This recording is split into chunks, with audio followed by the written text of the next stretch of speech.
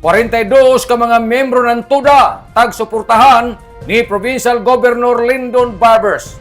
Tungod sa dakong gugma ni Provincial Governor Lyndon Barbers ngadto sa grupo ng Tricycle Operators Drivers Association kung TUDA sa entero probinsya ng Surigao del Norte, si Governor Barbers mo pahigado na sab nan ikaduha na higayon para sa paugnat sa kusog para sa ini na sektor ng Katilingban. Si Mr. John Alas, ang presidente ng Cuadro Alas Tatak Ligon Tricycle Transport Group Association, na mahayag kumanbuntag na dako gajud ang ila pagpasalamat ngadto kan Governor Lyndon Barbers kay wayay pagkupas ang ija suporta ngadto sa sektor sa mga tricycle drivers and operators. Laong ni John Alas, si Governor Barbers amoy bugtong gobernador na naghatag ng dakong pagtagad ngadto sa TUDA na jaoy plastado na programa ang paugnat sa kusog ang basketball tournament nga ipahigadyon kuman Pebrero 2 ning tuig 2026. Dako gandun na mo nagkalipay ng mga tricycle driver kay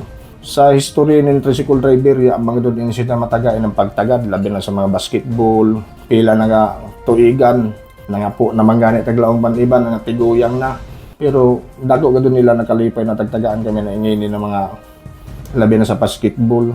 Hindi lang kung amura ini daghan pa ng mga programa na ila kami tagpan atiman, labi na sa mga pagmedikal, sa mga panlawas, ya kami nida pasagdi, ya kami magtuo na taging anak kami nida. Dako ka doon na mo nakalipay na mga tricycle driver din sa Surigao City.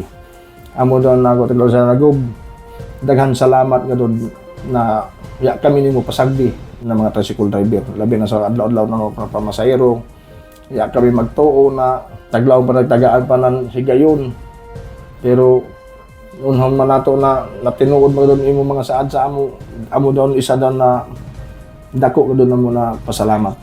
Nanukad gikan diri sa Kapitolyo ini si Marek Senars Marcon Sim Vlogs Mario Conales sa Mulaong. Salamat. Maradyaw na adlaw natong tanan.